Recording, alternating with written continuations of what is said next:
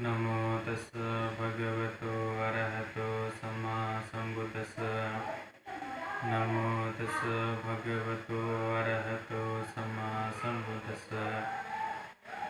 उन लोक गुरु तथागत सम्बुद्ध के कमल व चरणों की वंदना करते हुए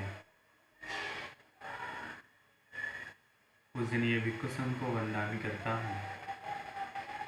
आज सारी दुनिया में कोरोना नामक वैश्विक महामारी नामक जो ये बीमारी है,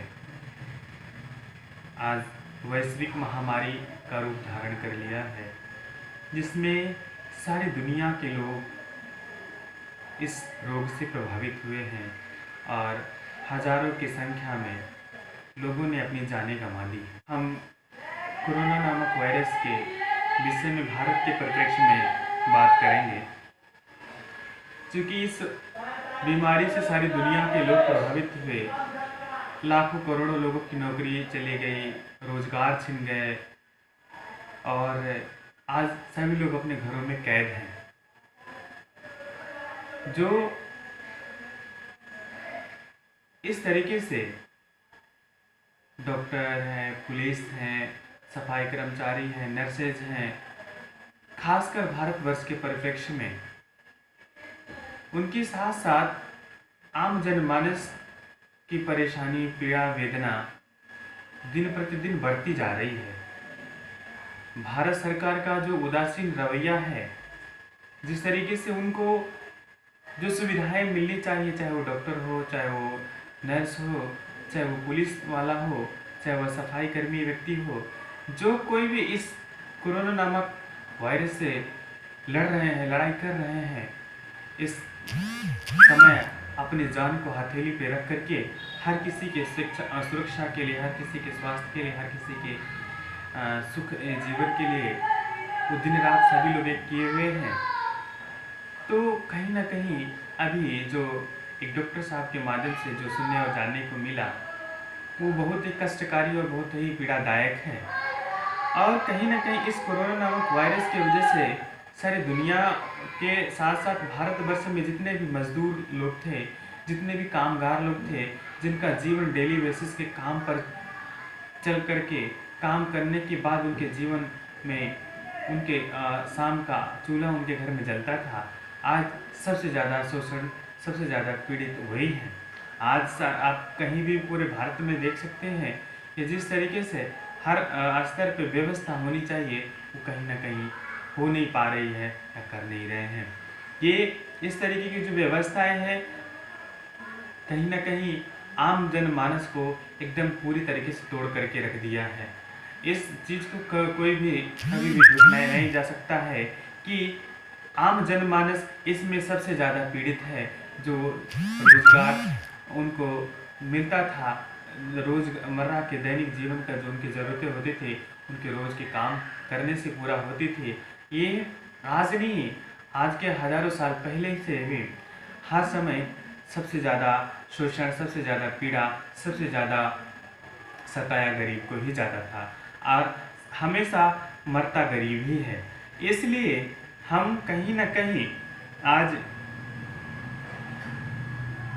जिस तरीके की जो व्यवस्थाएं, सुविधाएं हर तरीके के लोगों को होनी चाहिए, वो नहीं हो रही है। आज हम देख रहे हैं कि जैसे कहा जाता है इंडिया और भारत, यहाँ पर एक एलिट क्लास है और एक लोअर क्लास है। भारत के लोग गांव में रहते हैं, इंडिया के लोग शहरों में रहते थे, लेकिन आज इस धन का घमंड सबका चूर हो गया। इस कोरोना नामक वायरस ने सबका घमंड चूर कर दिया है।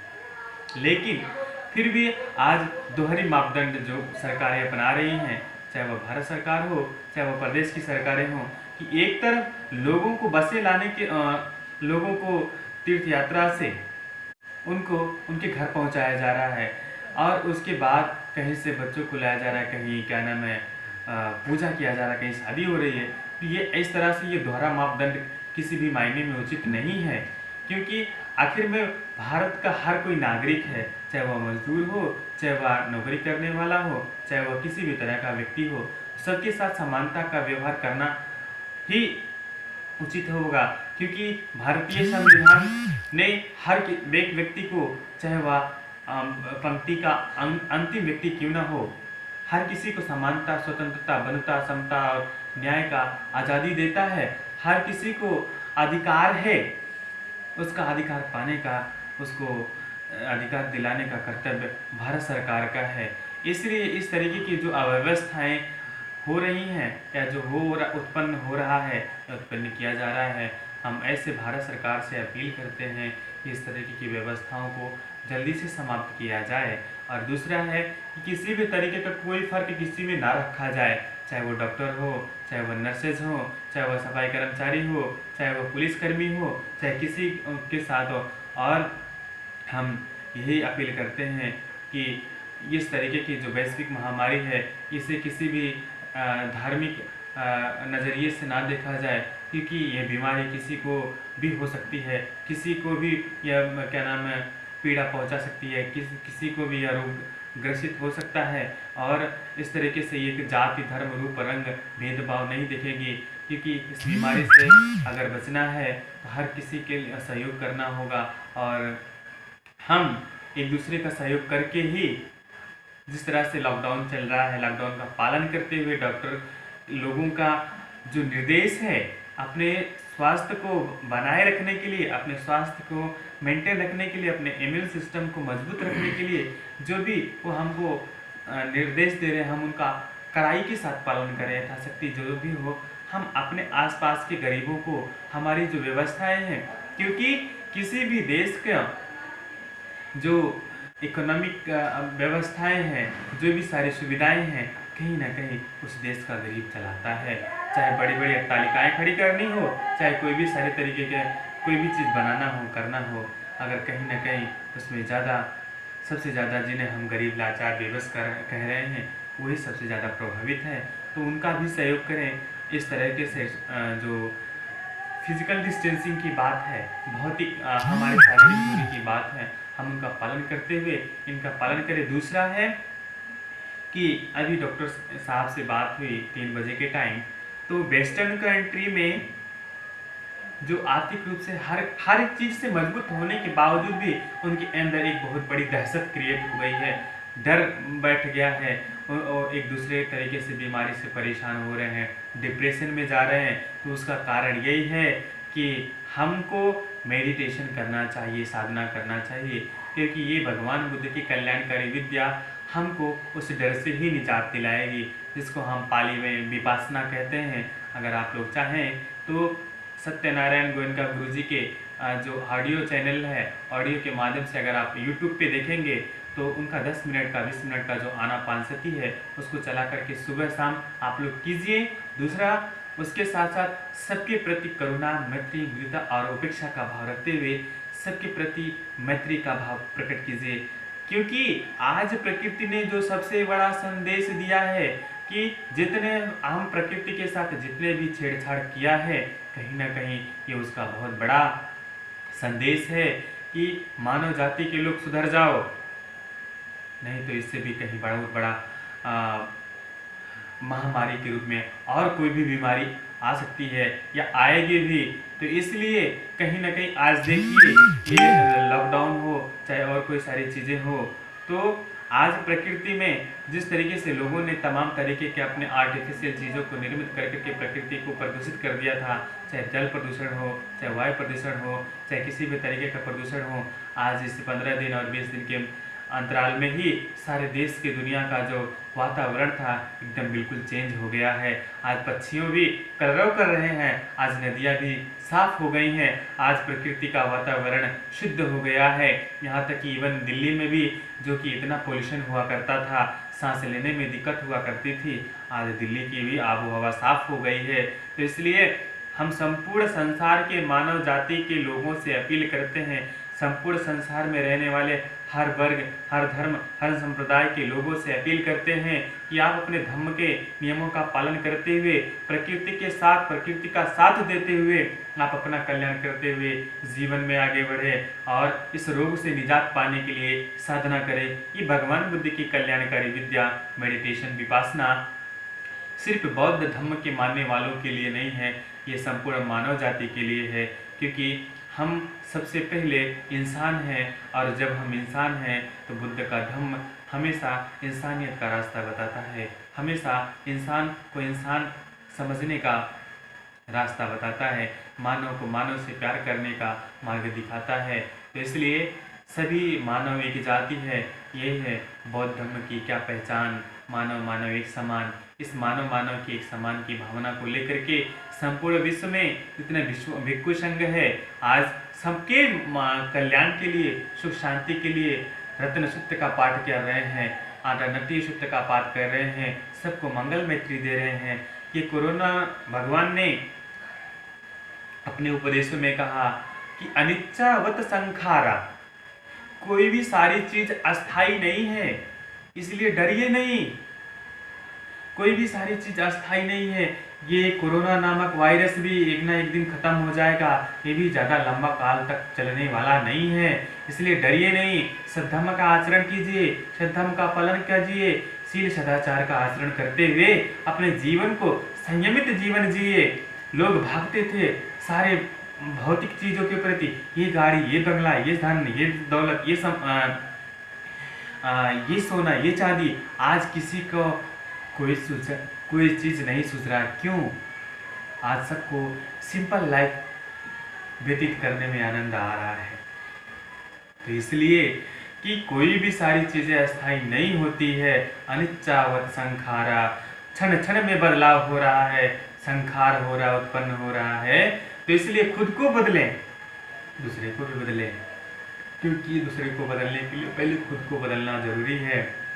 तो भगवान कहते हैं आरोग्य परम लाभा, संतुष्टि परम धनम, विशासा परमयाति, निब्बानम परम सुखम। निरोगी होना सबसे बड़ा लाभ है, संतुष्ट होना सबसे बड़ा धन है, विश्वास सबसे बड़ा मित्र है, निब्बानम परम सुखम। और निब्बान को जानने वाला, निर्वाण को जानने वाला सबसे बड़े सुख को प्राप्त करता है। हम पुनः भारत सरकार से आग्रह करते हैं, पुनः विश्व के उन सभी देश के लोगों से, नागरिकों के भलाई और कल्याण के लिए आग्रह और निवेदन करते हैं। और पुनः भारत सरकार और प्रदेश, भारत के साथ साथ अन्य प्रदेश की सरकारों से हम निवेदन करते हैं, आग्रह करते हैं कि वो जितने भी हो सके हर प्रकार के जो भी लाचार बेबस गरीब हैं उनके पास ज़्यादा से ज़्यादा सहयोग करके उनको सुविधाएं पहुंचाएं, क्योंकि आज लोग त्राहिमाम कर रहे हैं, भूख से तड़प तड़प करके मर रहे हैं। तो इसलिए कि इसको जाति धर्म का रूप रंग ना दे करके सबकी भलाई के लिए काम कीजिए। और हम ऐसे ही मंगल कामना करते हैं कि सबका जीवन में दुख से मुक्ति हो, ये कोरोना नामक वायरस की बीमारी शांत हो और सबके जीवन में सुख शांति आए, सबके जीवन में मुस्कुराहट आए, सब अपने जीवन में सुख शांति को प्राप्त करते हुए जीवन में सफल, सुखद और उन्नतकारी जीवन को प्राप्त करते हुए हमेशा आगे बढ़ें। ऐसे ही मैं पुनः तथागत भगवान सम्यक संबुद्ध से और प्रकृति से प्रार्थना करता हूँ, क्योंकि ऊपर का तो पता नहीं, तथागत ने पहले ही 2500 साल पहले बता दिया था कि इस प्रकृति का निर्माण करता कोई नहीं है।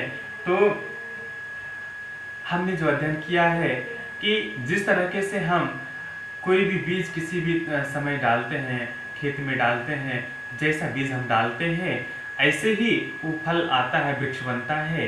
पहले बीज अंकुरित होता है, चाहे वो कांटेदार हो, चाहे वो फलदार हो। आप जैसा बीज डालेंगे खेती में वैसे ही उसका वृक्ष बनेगा, उसका ही फल आएगा। ऐसे ही हम अगर अपने कर्म का बीज डाल रहे हैं, चाहे हम पाप कर्म का बीज डाल रहे हैं, चाहे सद्धर्म का बीज डाल रहे हैं, तो जैसा हम कर्म का बीज इस प्रकृति में डालेंगे तो प्रकृति जैसे अन्य प्रकार के बीजों को संभाल करके रखती है और उसके बाद समय आने पर वो पुष्पित होता, पल्लवित होता है, फिर पेड़ पौधा बन करके हमें अपना फल देता है। ऐसे ही हमारे कर्म के बीज को भी प्रकृति इस संसार में उसको संभाल करके रखती है और जब समय आता है तब वो भी अंकुरित होता है, पुष्पित होता है, पल्लवित होता है और उसके बाद जब वो फल देता है तो हमें कोई रास्ता सूझता नहीं है। इसलिए सद्धर्म का काम कीजिए, अधर्म का काम मत कीजिए और अपने जीवन में ज़्यादा से ज़्यादा अपने साथ साथ लोगों की भलाई का काम कीजिए। हम आशा करते हैं कि तथागत भगवान बुद्ध की ऐसी कल्याणकारी वाणी सबके मंगल के लिए, सबके कल्याण के लिए सुखदायी होगा। सबके मंगल कामनाएं, सबको साधुवाद। पुनः मैं बुद्ध और प्रकृति से प्रार्थना करता हूँ सबको सुख शांति प्राप्त करें, सब कोरोना नामक वायरस बीमारी से मुक्ति को प्राप्त करें, सबका मंगल हो। साधु साधु।